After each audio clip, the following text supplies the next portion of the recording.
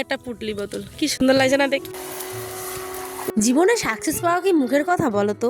সত্যি কথা বলতে আমাদের জীবনের প্রত্যেকের লড়াইটা হয়তো অন্য অন্য রকমের, কিন্তু এই প্ল্যাটফর্মে রোদ উঠে গেছে। আজকে হাঁটতেও গেছিলাম, প্লাস ভাবলাম চলো। আর দেখো এই গাছটাতে কত পরিমাণে কাঁঠাল ধরেছে, পুরো থোকায় থোকায় কাঁঠাল, দেখেছো? থোকা থোকায় কাঁঠাল ধরেছে। এই যে আমাদের পেয়ারার গাছ। আর দেখো খুব ভালো লাগে রোদ্রে উঠলে, তাই না? এখনো কিন্তু ঘুমিয়ে আমি আপলোড করে চলে আসলাম। এখন এবার সংসারে কাজ করতে হবে। আজকে আবার এক মিস্ত্রি বলছি সরি, মানে আমাদের কাজের যে দাদা নেওয়া হয় সেই আশার আছে। দেখি কী হয়। যেটা বলছিলাম, এই প্ল্যাটফর্মের লড়াইটা কিন্তু একদম অন্যরকমের, যেটা তোমার ধৈর্য আর বেস্ট কোয়ালিটির ভিডিও সমস্ত কিছুর উপরে নির্ভর করে তোমার আগামী দিনের স্বপ্নগুলো। তো যাই হোক, hello everyone, welcome back to new video. উত্তর দিনাজপুর জেলার ছোট্ট একটি গ্রামে থাকি আমি, পায়েল। আমার নতুন ভিডিওতে অনেক ভালোবাসে। সকালবেলা দেখি ঘরের মধ্যে তেমন কোনো সবজি নেই, আছে কয়েকখানা শুধু করলা। আজ তো বৃহস্পতিবার, আজকের ব্লগটাই তোমরা পাচ্ছ, ঠিক আছে? তো সকাল থেকে দুপুর অবধি কি করেছি সেটা নিয়ে আজ ছোট্ট একটা আয়োজন। তো দেখতেই পেরে করলা ভাজা, শুধুমাত্র পেঁয়াজ ছাড়া, পাঁচফোড়ন আর শুকনো লঙ্কা দিয়ে ভাজা ভাজা করলাম, আর আলু সেদ্ধ ভাত খেয়েই স্বামী সন্তান নিয়ে সবাই মিলে চলে গেলাম মাঠে। জানি অনেকে এই ভিডিওটা দেখে বলবে বাবা বাড়ির বউ হয়ে আবার মাঠে যায়।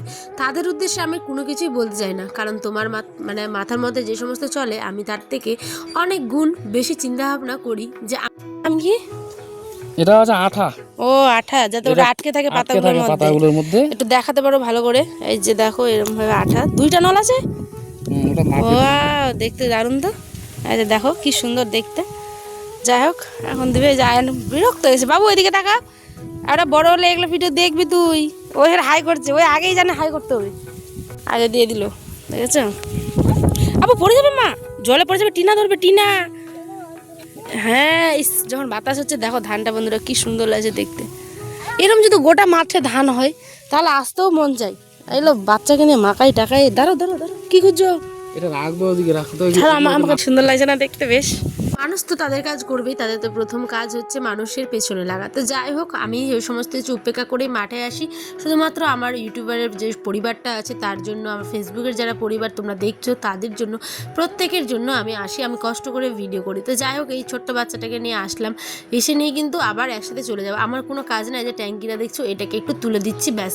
একা মানুষ তো করতে পারছে না। যাই হোক, আজকে আমাদের ধানের জমিতে ছিল স্প্রে, ধানটা এমনভাবে খেয়ে নিচ্ছে, হওয়া ধানটা নষ্ট হয়ে যাচ্ছে। তাহলে কত কষ্ট হবে বলো তো বন্ধুরা? কারণ শীষটা যেহেতু এখন বেরোবে তখনই ভিতর থেকে পোকা কেটে দিচ্ছে। তো সেই কারণে আয়নার বাবুলো একটা স্প্রে করবে, সেটা হচ্ছে পোকা মারা। তো এখন ওই বুদ্ধিতেই আর কি চলতে হচ্ছে, কারণ লোকের বুদ্ধি শুনে মানুষের জীবনে শুধু ক্ষতিই হয়। সত্যি কথা বলতে, লোক তো কত কিছু বলে, এইটা করতে পারবে না, সে সেটা করতে পারবে না, কিন্তু সময় তার উত্তরটা কিন্তু দিয়ে দেয়, ঠিক আছে? অনেকে বলেছে আমাদের আইনের বাবাকে বলো বা আমাদেরই আর কি, যে এরা তো মাঠের কাজ করতে জানে না, মানে সারা জীবন বাইরে পড়াশোনা করেছে থেকেছে, কিন্তু সময়টা এমনভাবে উল্টে গেছে এখন যে তারাই আজকাল বলে যে তোর ফসলটা তো দারুণ হয়েছে। তো যাই হোক, এই হচ্ছে ব্যাপার, মানুষের বুদ্ধি শোনো না। আর এটা ছিল আমাদের রাত্রের মানে ডিনার। বেশি কিছু এই ব্লগে শেয়ার করিনি, এডিট করার আজ সময় পাইনি বন্ধুরা। আজ বৃহস্পতিবার, হাটবার, এখন আবার রান্নাবাড়ি করবো। সেকেন্ড পার্টটা তোমরা কিন্তু আগামী দিন দেখতে হবে ঠিক সন্ধ্যে 6টায়। আজ এইটুকু ব্লগ কেমন হলো অবশ্যই কমেন্টে জানিও।